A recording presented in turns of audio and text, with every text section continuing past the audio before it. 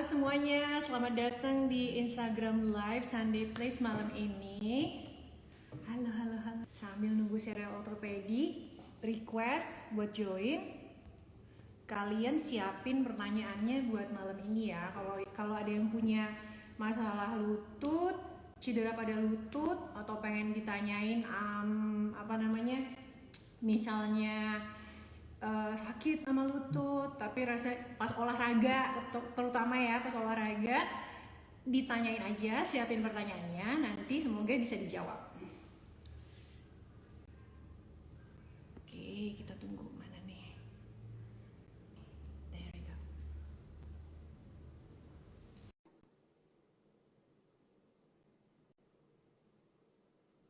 Halo dokter.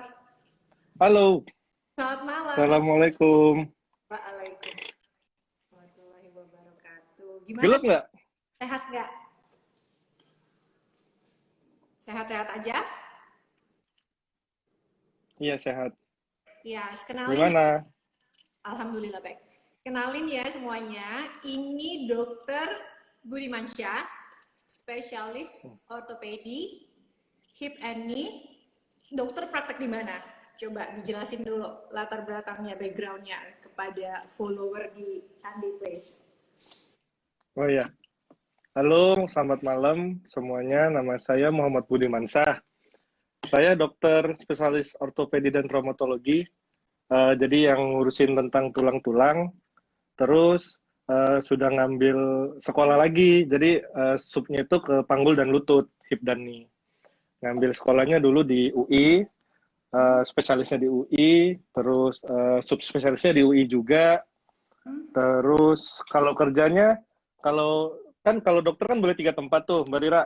Jadi kalau saya tuh satu PNS-nya di Persahabatan, terus sisanya di Columbia Asia sama di Antam. Oke. Hmm. Itu prakteknya setiap hari dong. Siapa tahu ada yang mau cari nih kalau ada yang kena cedera-cedera gitu. Ya, tiap hari dari Senin sampai Sabtu, kecuali hari Minggu. Minggu ya kalau misalnya emergency. Oke, note that. Hmm. Sekarang kan malam ini nih kita mau bahas tentang cedera pada lutut pada saat olahraga. Ya, Sebenarnya banyak sekali sih kayak klien datang ke sini tiba-tiba aku cedera nih lutut, terus begitu ditanya backgroundnya kemarin habis ngapain, habis lari, habis sepeda gitu loh. Jadi itu udah common banget sebenarnya lutut ya, cuma hmm. banyak kayak lack of information gitu, banyak yang nggak tahu Ya, betapa pentingnya lutut buat kita sehari-hari. Jadi ya, ya. untuk yang punya masalah lutut, kita pengen dokter jelasin nih ke kita gimana caranya uh, pas exercise yang punya cedera lutut, yang punya masalah lutut itu supaya aman berolahraga gitu. Pertama mungkin Oh.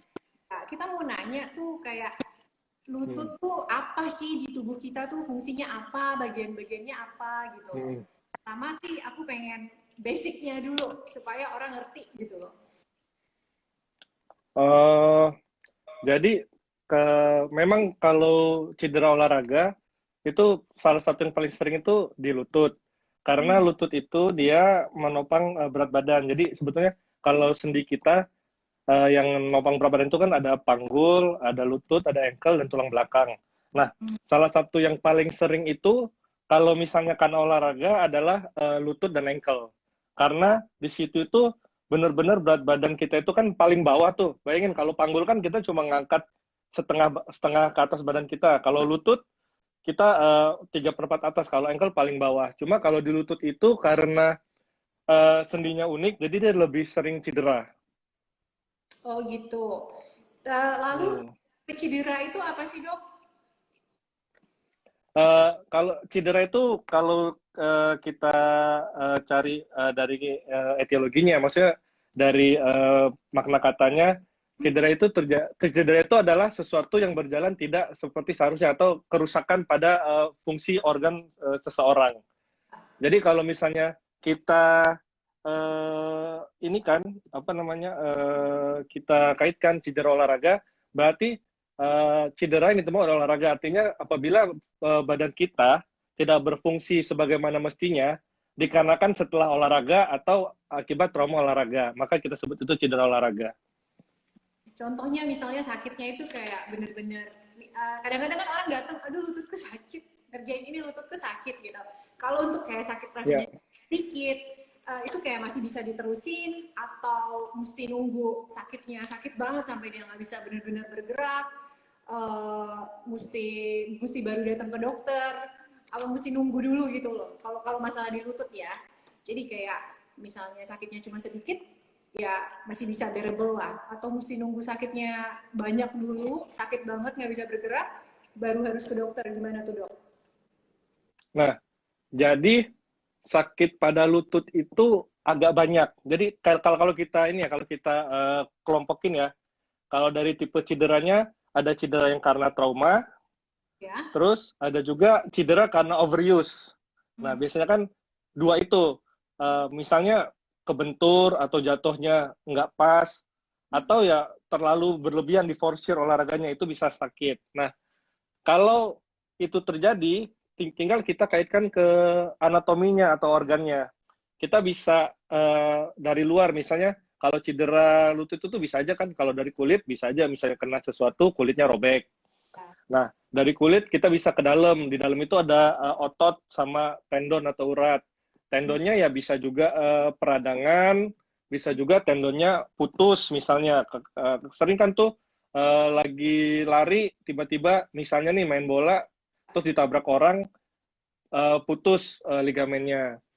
Dari situ juga bisa otot, ligamen, ke dalam lagi itu ada bantalan, bantalan sendi, tulang rawan sama itunya, sama tulangnya kan. Kalau misalnya tulangnya sih biasanya udah sakit banget, misalnya sampai fraktur atau patah, itu udah sakit banget, pasti orangnya udah nggak bisa nahan. Cuma kalau misalnya cederanya masih ringan, kayak misalnya strain atau sprain, biasanya masih bearable, orangnya itu masih nunggu. Nah, kalau ditanya, dok, kapan sih saya harus ke dokter? Uh, Biasanya gini, kalau misalnya nyeri, terus uh, nyerinya itu nggak hilang dalam 1-2 minggu, Hmm? atau nyerinya itu bertambah. Ya.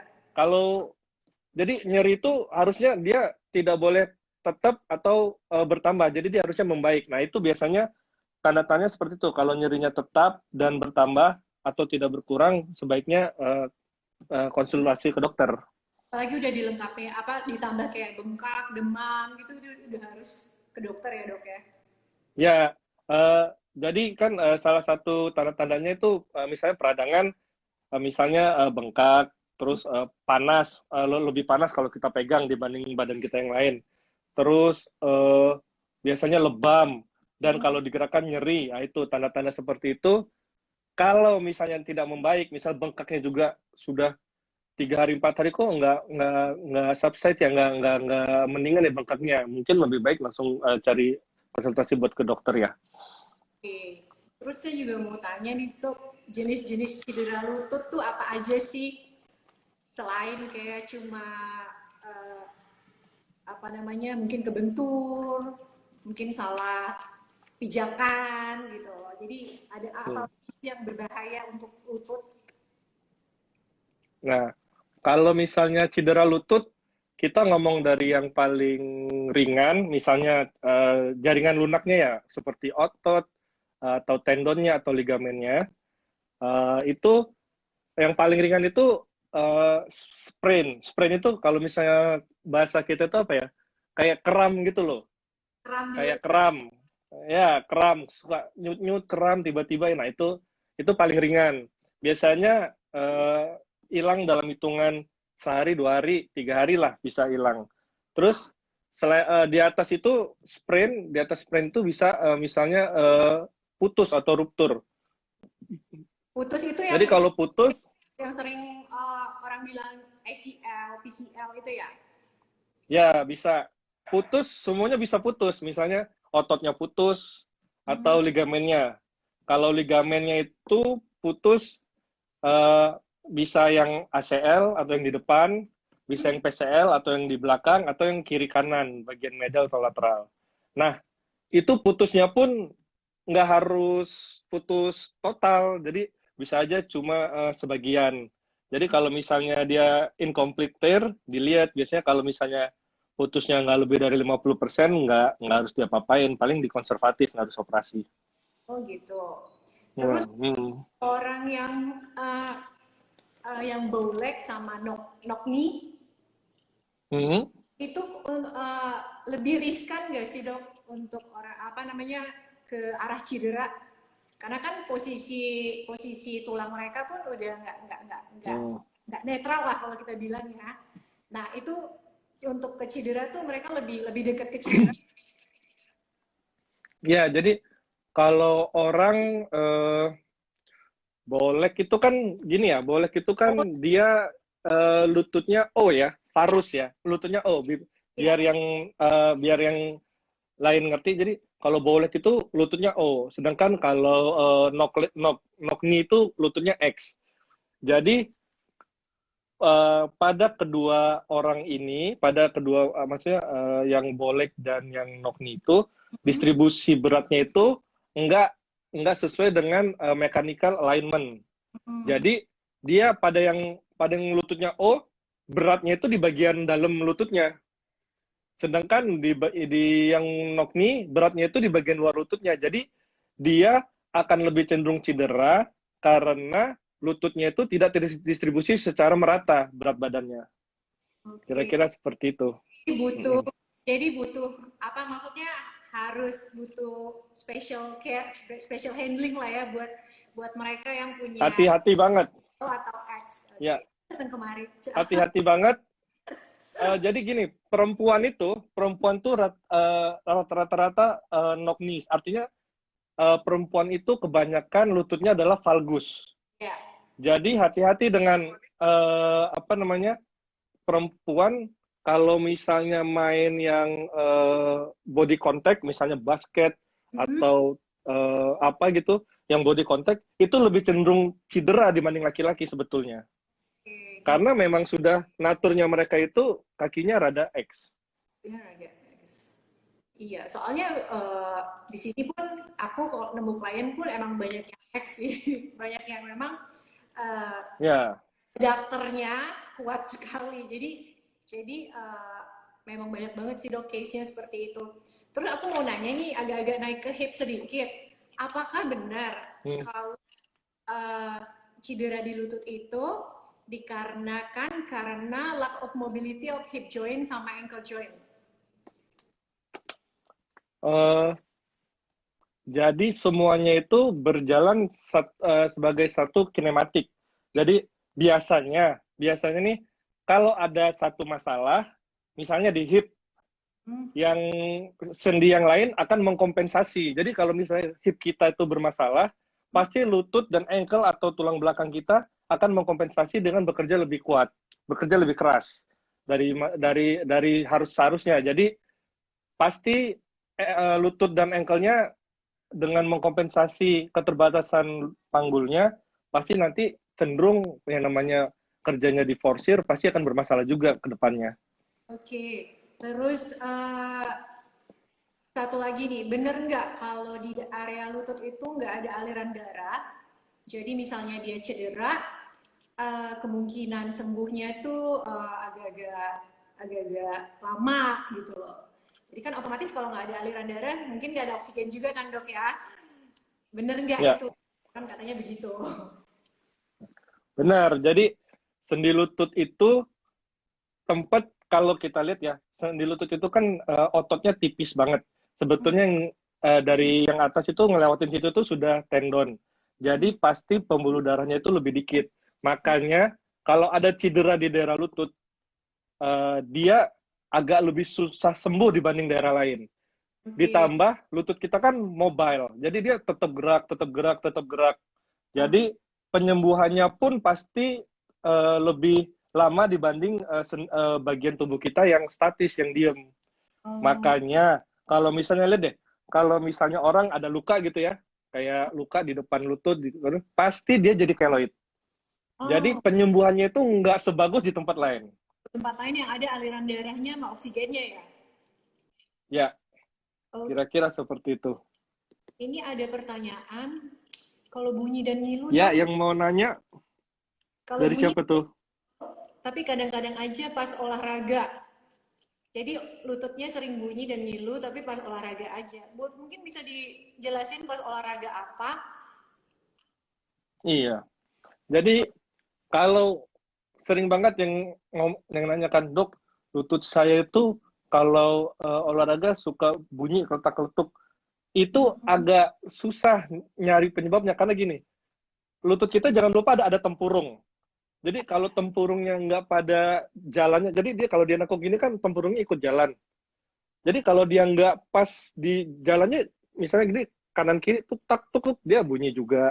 Atau misalnya tadi lututnya itu sendinya luas, terus dia lewat-lewat gini kan, terus dia sempit. Ya pas dia bergerak ya bunyi kretek kretek kretek kretek kayak gitu.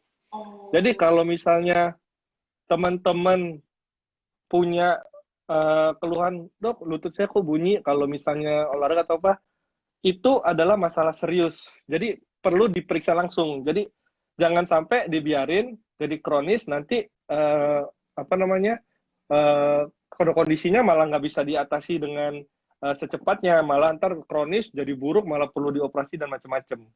oke. Ini juga ada pertanyaan, dengkulku suka tiba-tiba nyeri dok. Itu karena apa? Nyerinya nggak bisa dijelasin. Kalau ya, jadi dilihat pertama itu dilihat kalau yang tadinya nggak nyeri, terus kita tiba-tiba nyeri, dilihat ada nggak sih yang kita biasanya kita rutin kita atau kita melakukan sesuatu yang beda. Contoh nih, kita biasa nggak main sepeda atau biasa cuma sepeda 10-15 kilo, tahu-tahu minggu ini karena teman-teman kita sepedanya 35 sampai 40. Ya kalau sakit ya jelas ketahuan karena overuse, karena diforsir gitu kan. Atau perlu diketahui juga kalau misalnya jarang digerakin juga bikin suka nyeri karena lutut itu dia sesuatu yang mobile. Jadi dia harus tetap digerakkan, harus tetap di apa ya? Istilahnya itu contohnya nih ya. Kalau misalnya kita tidur, kadang-kadang banyak banget orang tuh bangun tidur dia sakit lututnya. Karena kan kadang-kadang kita tidur itu kan posisi diem terus. Nah itu makanya lutut itu tetap harus digerakkan gimana pun. Oke. Lalu ada pertanyaan lagi nih dokter. Kalau aku lagi mau jongkok, kadang-kadang suka nyeri dok. Kenapa ya? Jadi nyerinya pas mau jongkok dokter. Nah, ini harus tahu dulu, ini pasiennya tua atau muda. Karena kalau tua, biasanya hampir 90% itu karena pengapuran. Ya Oh, kan, karena pengapuran. Nah, kalau misalnya dia muda, biasanya ada patellofemoral syndrome biasanya. Kalau kita mau naik itu, tempurung kita itu neken ke ke tulang pahanya. Jadi kalau dia nggak pas, kadang-kadang suka sakit. oke. Nanti biasanya diperiksanya perlu pakai ronsen. Nama ronsennya itu ronsen ronsen lutut skyline view. Jadi ntar lututnya itu di ronsen sambil sambil ditekuk gitu, dilihat tempurungnya pas nggak tempatnya. Patella femoral itu karena Itu karena otot yang narik si patella itu nggak mau bergerak atau karena emang dia udah nempel di tulangnya gitu dok? biasanya patellofemoral sendi sendi patellofemoralnya. Ya harusnya dia ada sendi segini, dia mepet gini. Jadi waktu mau berdiri makin ketekan lagi jadi sakit. Oh, oke. Wah, ini umur-umurnya lumayan-lumayan ya, 42, 38. Gue kira muda-muda. Aku muda loh. Masih muda lah ya. Lagi dokter. Ada saudara saya juga nih, Yuseli. Sebenarnya dokter. Kalau konsumsi glukosamin dan kondroitin itu membantu nggak sih buat nyeri lutut? Katanya. Kondroitin sama glukosamin. Nah, glukosamin sama kondroitin itu dia adalah vitamin buat buat lutut. Atau gini, kondroitin dan glukosamin itu dia vitamin buat tulang rawan. Jadi harus dibedain antara tulang rawan sama tulang.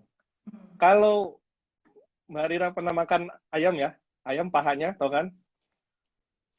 Ayam pahanya, itu kan tulangnya panjang ya, drumnya itu ya. Terus di ujungnya ada yang kayak mengkilat-mengkilat gitu kan. Hmm. Nah, yang mengkilat-mengkilat itu namanya tulang rawan, atau kita bilangnya cartilage. Oke. Jadi jangan salah kalau misalnya tulangnya mau sehat, ya vitaminnya itu ya kalsium, vitamin D gitu-gitu. Cuman kalau mau sendinya sehat, tulang rawanya sehat, itu minum glukosamin sama kondroitin. Jadi tentu saja kalau kita konsumsi glukosamin sama kondroitin pasti akan membantu nyeri lututnya lebih membaik. Kalau yang lebih natural gitu dok, selain obat, apa tuh dok? Kayak kalsium sama untuk nguatin tulang gitu, makanannya apa dokter? Ada Kalau tulang, ya kalau tulang itu kan artinya kita kalsium sama vitamin D. Nyari biasanya yang disarankan itu keju, hmm, susu, terus almond, hmm. terus kacang-kacangan, kira-kira seperti itu.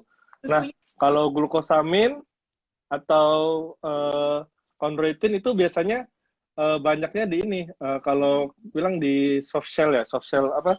Kalau kayak udang gitu di kulit-kulitnya gitu loh. itu boleh dimakan ya? Enak tuh. Eh, nah, sebetulnya mereka bikin kalau misalnya obat-obat glukosamin itu mereka ngambil sumbernya dari situ. Oke. Cuma aku nggak tahu deh kalau misalnya kita makan langsung itu berpengaruh apa enggak, saya nggak tahu. Oke. Ini aku 38 tahun dok, suka nyeri kalau jongkok. Ini juga aku juga umur 42 tahun. Kayaknya karena kurang bergerak kali ya dok ya. Dilihat Terus, juga salah satu nih gini, salah satu penyebab nyeri lutut hmm, salah satunya ya adalah overweight. Jadi hati-hati sama berat badan. Eh, jadi kalau misalnya orang gemuk itu olahraganya jangan lari oke. karena lututnya terbebani gitu. Kalau jalan kaki gitu, Kalau jalan kaki boleh, jalan kaki masih oke ya dokter. ya masih boleh. Jadi perlu diingat buat teman-teman yang memang misalnya berat badannya agak berlebih kan gampang ngitung berat badannya itu di komputer ada, cari aja namanya body mass index. Body mass index itu cari nanti itu biasanya berat badan dibagi tinggi badan dalam meter kuadrat. Itu dia harusnya di antara 18 sama 23. Kalau di atas itu, kalau mau ngurusin, jangan lari. Ah, Salah kalau lari. apa? Jadi, cari olahraga yang tidak membebani lututnya. Misalnya berenang, terus sepedahan. Sekarang kan lagi rame tuh sepedahan. Jalan boleh, tapi jalannya nggak boleh yang menanjak atau yang menurun. Sehingga lututnya itu, apa ya, nggak terbebani gitu loh. Jadi jangan diforsir lututnya. Biasanya nanti sekarangnya oke, ntar umur 40, umur 45 sudah pengapuran dini takutnya. Oke, mungkin pemilihan olahraganya lebih kayak olahraga yang low impact, cuma teratur gitu ngerjainnya mungkin ya. Ya, Jadi lututnya nggak banyak beban. Oke, ini vitamin yang bagus buat tulang apa sih dok? Pertanyaannya gitu. vitamin yang bagus buat tulang. Hmm, Boleh nyebut. kalsium ya, kalsium dan vitamin D ya. Apa aja deh. Jadi gini, kebutuhan vitamin D kita kurang lebih itu 1000 international unit. Hmm. Dan kebutuhan kalsium kita itu 1000 sampai 1500 per hari. Jadi nanti cari aja obat apapun, kalau ada tulisan kalsiumnya dicari aja berapa miligram. Kalau dia 1500, ya udah minum sekali sehari aja atau 1000 minum sekali sehari. Kalau dia 500 minum 2 sampai 3 kali sehari. Oke. Terus ini ada lagi nih dokter. Hola dok, treatment apa yang cocok setelah mengalami knee dislocation? Oh, Wah, knee dislocation. Jadi aku harus tahu dulu tuh knee dislocation itu apa? eh, ada macam-macam. Ada yang geser tulang paha sama tulang keringnya, Hmm? atau tempurungnya yang lepas. Itu beda treatmentnya. Yang agak berat adalah ketika tulang pahanya tuh agak lepas dari tulang apa namanya keringnya. Itu treatmentnya harus dilihat sudah sampai mana, udah dioperasi apa belum, ligamen-ligamen yang putus udah direkonstruksi apa belum. Prinsipnya lutut kita itu harus stabil sebelum kita melakukan olahraga. Jadi memang harus dinilai, harus dilihat ada yang putus atau enggak ligamennya. Kalau sudah nggak putus, biasanya butuh waktu antara 6 bulan sampai setahun buat recovery. Oke. Terus ini pertanyaan dari aku lagi sini, Dok. Dok, lutut Hmm, harusnya bergeraknya gimana sih, dokter? Ibaratnya kan ini lutut tuh dalam sehari-hari hmm. flexion tensionnya tuh berapa derajat gitu loh, yang normal untuk sehari-hari. Jadi lutut kita itu normalnya kita bilangnya range of motion ya, maksudnya gerakannya itu adalah ekstensi dan fleksi. Eh, jadi ekstensi itu ngelurusin lutut. Itu kita bisa harusnya bisa lurus. Jadi benar-benar lurus. Kalau nekuknya kan dia begini terus ditekuk itu katanya bisa sampai 135 derajat normalnya. Oke. Tapi beberapa orang ada yang bisa sampai lebih. Biasanya yang punya kelenturan lebih ya. Dancer gitu biasanya lebih fleksibel kali di bagian lututnya ya, dokter. Ya, dancer, terus apa orang-orang yang suka ini ya, sirkus-sirkus gitu ya. Oh iya benar-benar Cirque du Soleil. Oke, ini tadi dia bilang lagi nih kalau yang dislokasinya itu mana sih adalah tempurungnya dok katanya pindah posisi. Balik lagi pertanyaan sebelumnya. Tempurungnya. Nah, aku tahu nih. Jadi gini, ini tuh lumayan sering. Jadi tempurungnya tuh biasanya larinya ke luar, Ini terutama patella. dia kalau lagi ditekuk. Mhm. Iya, tempurungnya. Itu biasanya eh, ligamen atau urat, biasanya kita kalau bahasa kedokterannya itu medial patellofemoral ligamen, MPFL-nya itu putus. Jadi dia waktu nekuk, dia kan ada seling di bagian media di bagian dalamnya tuh robek. Jadi dia pas ditekuk keluar. Nah, itu biasanya kalau sudah kronik dan berulang, itu harus direkonstruksi, harus dioperasi dulu, dibenerin. Biasanya setelah dibenerin itu 3 sampai 6 bulan sudah normal kok. Olahraga lagi. Maksudnya bisa sehari-hari nggak harus olahraga sih bisa bisa bisa kembali ke Bisa bisa olahraga. oke.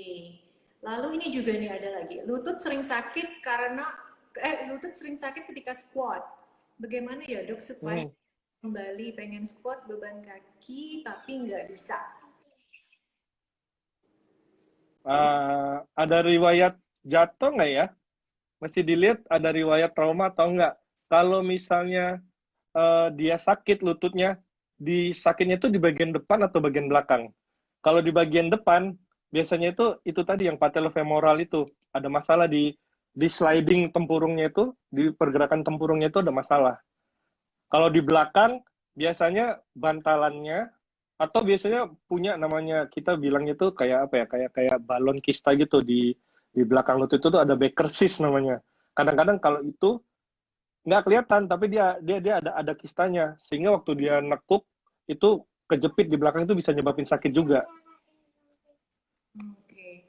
Terus untuk orang yang tadi kayak udah mengalami operasi, knee replacement, apakah bisa benar-benar pulih balik ke misalnya dia bisa olahraga nih seminggu kira-kira 3 kali high impact gitu loh. Apakah dia bisa kembali ke situ atau enggak? uh, Knee replacement itu biasanya kan dilakukan karena sendinya sudah rusak. Kalau itu hampir umumnya itu pada orang tua. Jadi kalau misalnya sendinya sudah rusak dan pada orang tua diganti sendi lututnya, masih bisa dia olahraga tapi yang jangan yang high impact. Karena uh, sen, alatnya itu, implannya itu dibuat buat orang seusia 60-70 tahun. Jadi Oh gitu. jangan dipakai buat misalnya lari sprint gitu kan kan kita nggak mungkin orang usia 70 tahun lari maraton 42 kilo gitu nggak mungkin kan. Jadi memang dibuat buat sedentary lifestyle gitu. Jadi buat jalan biasa terus buat naik turun tangga secukupnya. Kalau dipaksain kita dipaksain buat apa namanya olahraga bisa, cuma nanti biasanya kan dia kan tahan biar sampai 15 tahun. Itu kalau dipaksain ya bisa lebih cepat, bisa mungkin 8 tahun perlu diganti lagi. Oke. Itu kalau misalnya udah ada operasi replacement diganti dengan yang baru gitu, Apakah harus ada maintenance-nya gitu dok? Misalnya harus kembali 10 tahun atau 20 tahun harus diganti? Ya, biasanya tahannya itu 15 tahunan. Ntar 15 tahun biasanya dia akan mulai goyang atau mulai lepas, sehingga pasiennya ntar biasanya kita ronsen tiap setahun sekali buat kontrol ya. Ntar kelihatan tuh kalau dia sudah mulai nggak terfiksir pada tulang kita, dia udah mulai kelihatan lepas atau goyang, saatnya diganti. Rata-rata sih 15 tahun. Wow. Jadi biasanya kalau misalnya umur 60, ntar umur 75 operasi lagi gitu. Tuh. Tapi untuk seumur itu apakah bisa metabolismenya kan udah nggak baik, maksudnya Hmm. udah nggak sebaik waktu masih mudanya lah gitu. Apakah bisa maksimal gitu loh dokter? Memang kebanyakan replacement itu terjadi emang pada orang-orang tua ya. Ya, orang-orang tua. Duh, ada mertua saya, mamanya itu. Iya, tante ya. Waalaikumsalam. Jadi kalau itu tadi Mbak Rira, kalau misalnya orang sudah apa namanya melakukan total knee replacement, jadi implannya itu ya dibuat untuk orang seusia dia. Hmm. Ada, saya pernah operasi pasien total knee replacement umur 40 tahun karena infeksi. Hmm. Dia tetap bisa aktivitas. Dia bilang, dok, saya ini sebetulnya bisa lari, cuma saya sarankan jangan gitu Pak. Nanti ya itu harusnya bisa tahan 15 tahun, mungkin nanti 10 tahun atau 5 tahun udah mulai harus diganti. Jadi mendingan uh, di eman-eman lah, kalau bahasa kita tuh, Bu, eman-eman ya lututnya, ini buatan manusia loh, bukan buatan Tuhan. Kalau buatan Tuhan kan unlimited, kalau manusia kan pasti ada expire-nya lah. Berarti kalau udah pernah ada operasi gitu, penting banget buat nguatin otot-otot di sekitarnya ya, antara hip joint sama ankle jointnya ya dokter ya, supaya buat jaga juga nih si after operasi dia memang bekerja baik sama joint-joint yang lain gitu kan dokter ya? Ya, itu tadi. Jadi tubuh kita itu dia bekerja itu berintegritas. Jadi kalau ada satu yang kurang, yang lain itu akan coba membantu menutupi kekurangan yang tubuh yang lain. Misalnya lutut kita ada masalah, pasti ankle dan hip joint kita itu mencoba mengkompensasi pekerja lutut kita. Makanya misalnya nih ada orang nih sakit lutut, lihat deh. Kalau misalnya sakit lutut seperti misalnya atau pengapuran atau cedera ligamen, itu yang dilatih itu otot-otot di atas lutut, bukan di lututnya. Jadi otot-otot di pahanya. Karena dengan menguatkan otot-otot paha, dia akan lututnya itu ikut terbantu. Kira-kira seperti itu. Tuh saya setuju dokter. Terus nih pertanyaannya berikutnya, penanganan pertama kalau terjadi cedera lutut apa nih dokter? Jadi, Saya juga tahu nih soalnya kan saya juga sehari-harinya bergeraknya di movement, banyak juga lutut, ankle hmm, sama misalnya tiba-tiba orangnya tiba-tiba sakit atau apa, saya juga pengen tahu sih hmm. dokter ini apa Gimana gimana tadi, Mama? penanganan pertama ketika terjadi Oh, cedera oke, lutut. sorry. Bacain komen nih nggak nggak konsen. Jadi penanganan pertama kalau cedera lutut kita ngomongin trauma ya, misalnya kebentur atau salah atau ya semuanya kecetit, tiba-tiba nyeri itu yang pertama adalah diistirahatkan. Jadi Istirahat.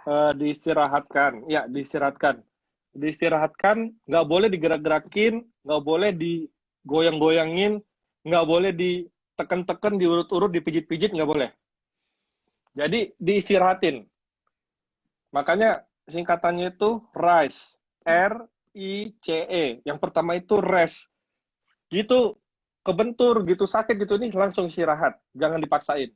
Oke. Okay. Habis itu di ice, di apa kompres dingin.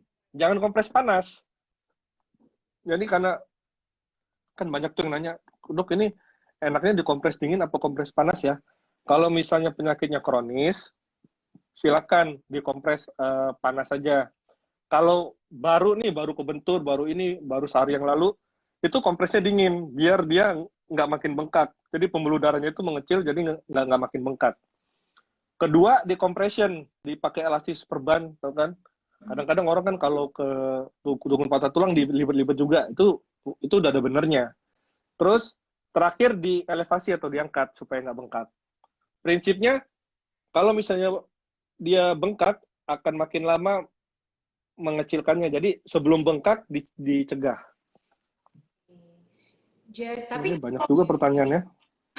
tapi kalau aku pernah nih dokter, aku Hmm. jadi kebetulan cederanya tuh nggak di darat, ya maksudnya lagi di gunung. Tiba-tiba Hmm. salah pakai sepatu, lalu tiba-tiba Hmm. otomatis ankle-nya udah nggak jalan dong karena sepatunya udah sakit, kakinya udah sakit, jadi ankle-nya udah ngeblok. Lalu jadi naik ke lutut. Nah itu kayak mesti bertahan sampai ke bawah gitu, itu apa tuh dok buat yang pertama kali dilakukan? Oh, jadi dia nyeri di ankle, Jadi kan naik saya ke lutut, cederanya di ankle. tuh salah pakai sepatu. Udah gitu, otomatis karena kakinya udah sakit, karena sepatunya salah, karena lagi di gunung juga, mau Hmm. harus tetap jalan, Hmm. dipaksa jalan, tapi ankle-nya tuh jadi ngeblok, jadi nggak mau gerak. Hmm. Terus kan pindah kompensasi ke lutut kan, nyerinya jadi Hmm. sampai lutut. Itu kalau lagi kita nggak ada apa-apa, misal lagi di gunung, lagi jauh dari perkotaan, itu kira-kira apa yang mesti dilakukan pertama kali gitu loh dok, buat Hmm. buat nyambung jalan gitu. Apalagi orang sekarang kan lagi suka-sukanya trekking, naik gunung, Hmm. karena nggak bisa kemana-mana. Nah itu gimana tuh? Apa bekalnya dok buat naik gunung? Jadi gara-gara sepatu terus ankle-nya sakit naik ke lutut. Ya Iya. berarti benerin sepatunya. Jadi nggak gini. Jadi gini. Prinsipnya sama. Kan nyeri nih lututnya. Disiratin. Jadi jangan dipaksa jalan. Karena kalau dipaksa jalan, Gak pulang dong kan dia artinya kan ya kan artinya kan lututnya itu mengkompensasi berlebihan sehingga dia overuse. Jadi sakit. Jadi ya mesti diistirahatin sehingga ya dicicil, jalannya dicicil, jangan dipaksa, jangan diforsir. Jadi mungkin jalannya target dari sini segini, sakit istirahat dulu, ntar udah agak mendingan jalan lagi, kalau sakit istirahat dulu, ini pengen ya sepatu baru. harus harus ganti, iya, pakai Dok, sepatu baru atau ya kita panggil ini teman minta gendong. ada yang mau nanya lagi nggak nih? Oh ini nih.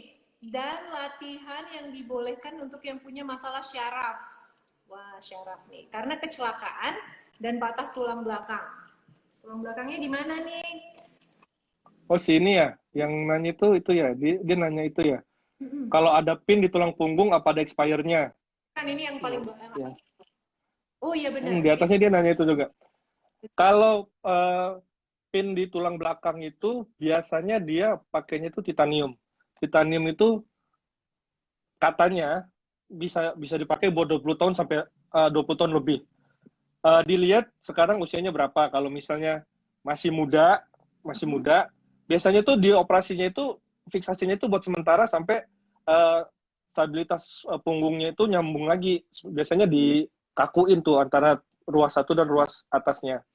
Nah, biasanya itu kita buka kalau yang masih muda. Cuma kalau misalnya sudah usia 60, 70 kita biarin aja. Kan dia bisa tahan 20 tahun. Terus apa nih? Latihan yang dibolehkan untuk yang punya masalah saraf karena kecelakaan patah tulang belakang.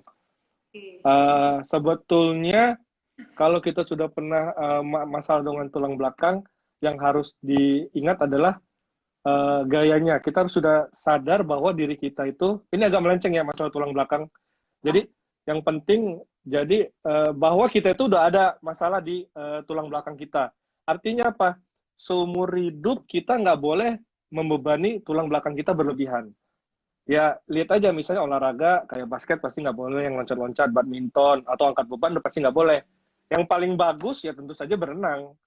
Kalau misalnya kayak sepeda atau yang lain boleh. Yang pokoknya nggak terlalu membebani tulang belakang boleh.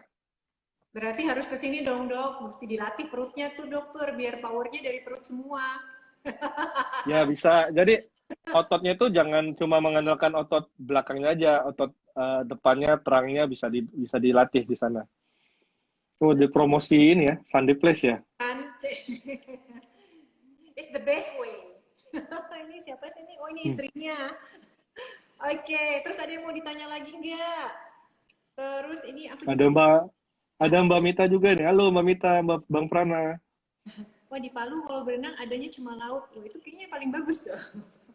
Titanium Kenapa? di Palu kalau ini kayaknya dari Palu ya.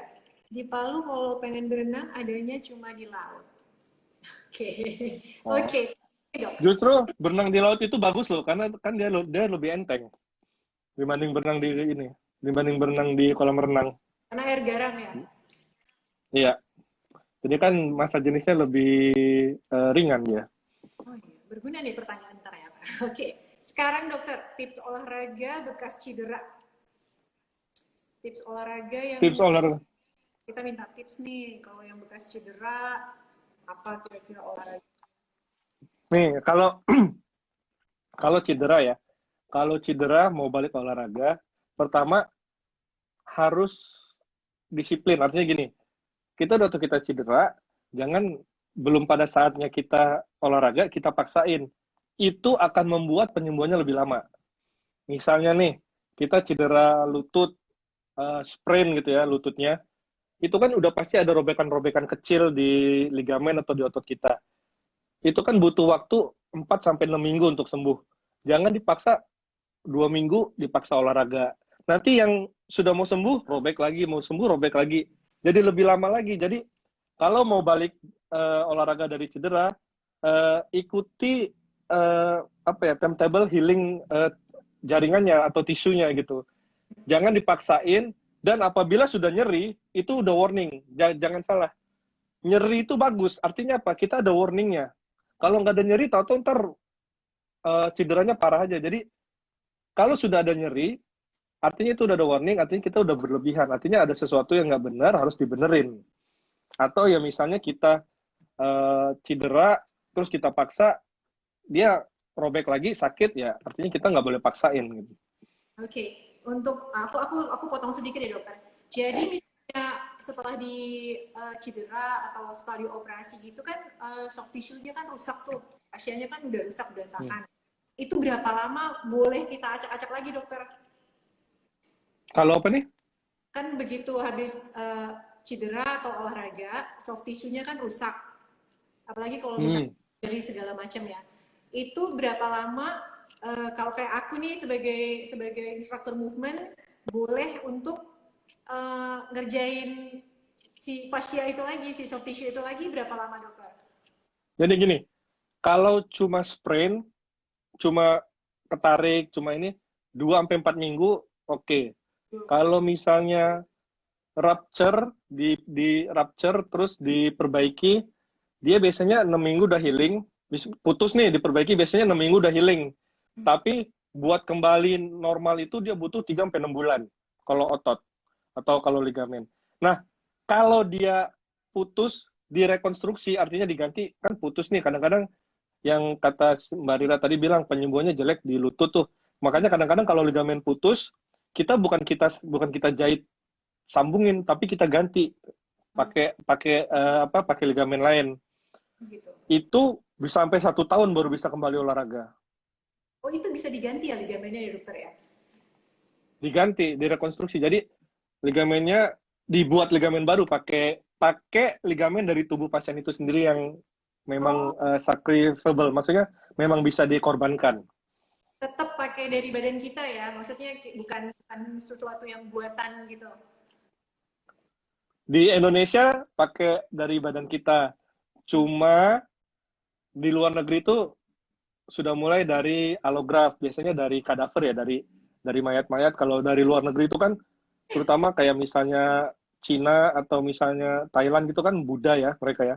Kadang-kadang kan mereka gitu meninggal, mereka mau badannya itu dipakai buat kebaikan, sehingga mereka percaya ntar bisa ke surga. Jadi banyak tuh kalau di Thailand itu yang sebelum meninggal itu sudah, saya mau donorkan ini tubuh saya. Jadi udah diambilin, dipretelin satu-satu. Oh, oke, menarik banget ya. Ternyata aku pikir ligamennya itu digantinya kayak ya entahlah apa plastik atau apa gitu dokter. Soalnya kan, Enggak, jangan. kan kalau kayak eh, tibia bawahnya atau si meniskus juga kan bisa di replace juga kan sebenarnya. Itu Ya kayak bisa. Ya, tapi itu bukan bagian dari tubuh kita kalau kayak meniskus gitu, dokter. Hmm. Yang meniskus, tir. Itu kalau meniskus, eh, bi- jadi kalau bantalan, meniskus kan bantalan ya. Prinsipnya sekarang sebisa mungkin dipertahankan. Kalau dulu itu kadang-kadang cuma dibikin landai atau robekannya dibuang. Sekarang itu sebisa mungkin dipertahankan. Jadi entar dijahit aja pakai teropong gitu, biasanya lututnya diteropong masuk kamera ke dalam, nanti kita jahit lututnya. Bisa kayak gitu ya sekarang, hebat banget ya. Dokter Hmm. Budi, kalau umur Makin 55 banyak dong nih boleh nge-gym. pertanyaannya. Laku nih kayaknya. Oh, ini Boleh nge-gym nggak dong umur ini 55 tahun? pantes saya nih nanya. Jadi gini, kalau umur 55 nge-gym ya boleh, nge-gym boleh. Cuma kan kita lihat dengan kondisi tubuh kita. Jadi makin makin usia makin tinggi, eh, apa kapasitas kita buat berolahraga tentu saja makin rendah. Jadi misalnya kan yang bisa dipakai itu biasanya VO2 max atau ya kalau paling gampang kita lihat aja ini apa namanya heart rate kita. Jadi biasanya heart rate-nya itu ada targetnya kalau usia segini, misalnya usia 55 boleh nge-gym, heart rate-nya nggak boleh lebih dari segini gitu. Itu kan biasanya gampang kan, bisa kita pakai apa, smartwatch atau hitung sendiri juga bisa. Berarti untuk yang elderly gitu mungkin lebih dikontrol di heart rate ya supaya nggak terlalu Ya, gebu-gebu.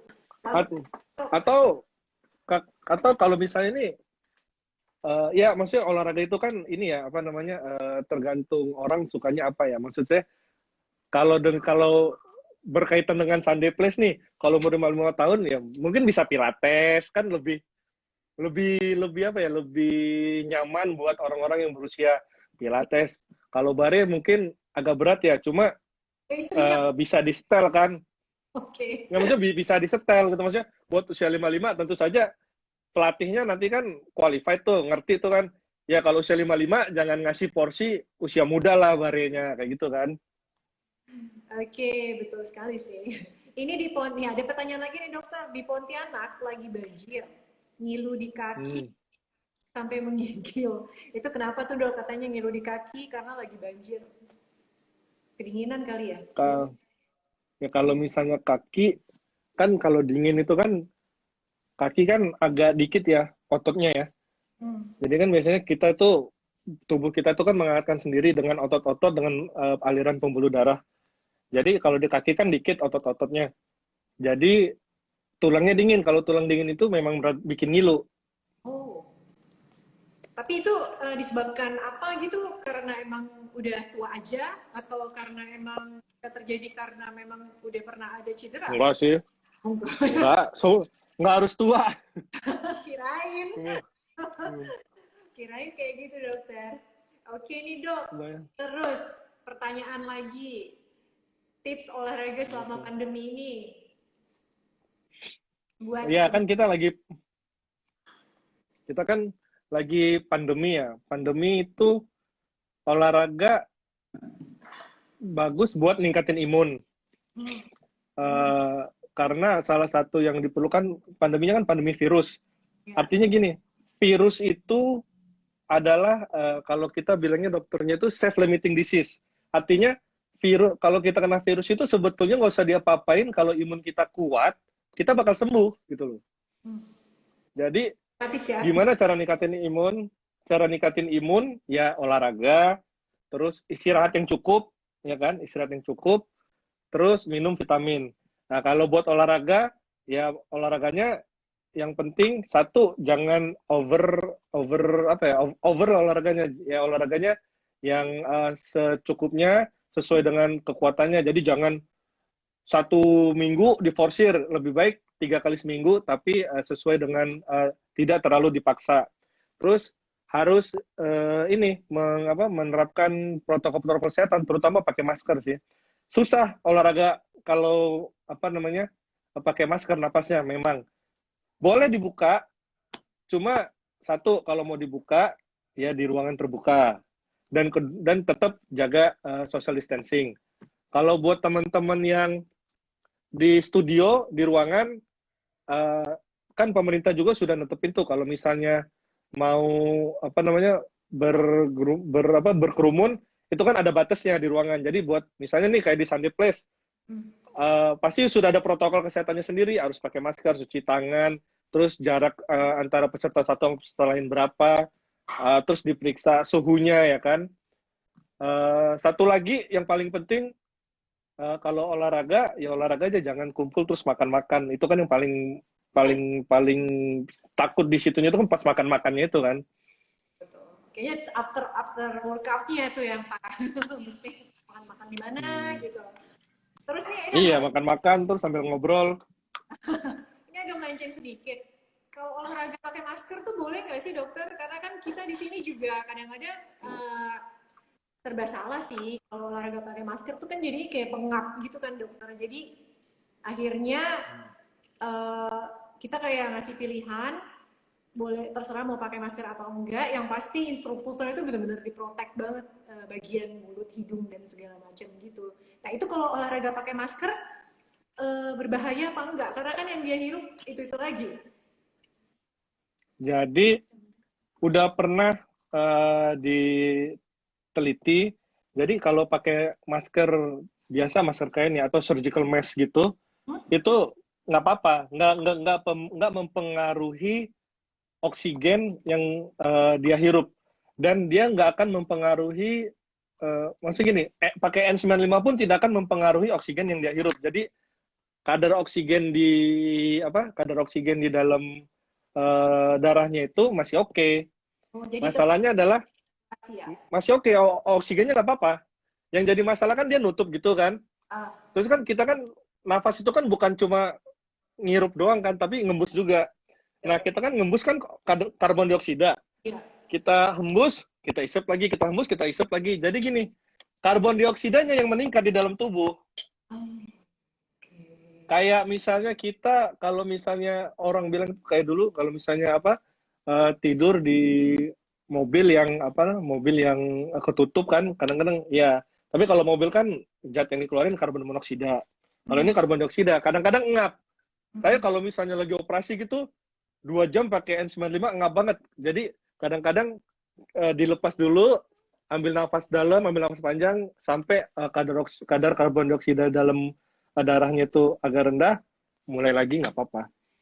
Aku rasa kalau cuma setengah jam gitu nggak masalah sih. Tapi tergantung apa namanya pasiennya, tergantung orangnya. Kalau dia memang nggak nyaman pakai masker, ya ini.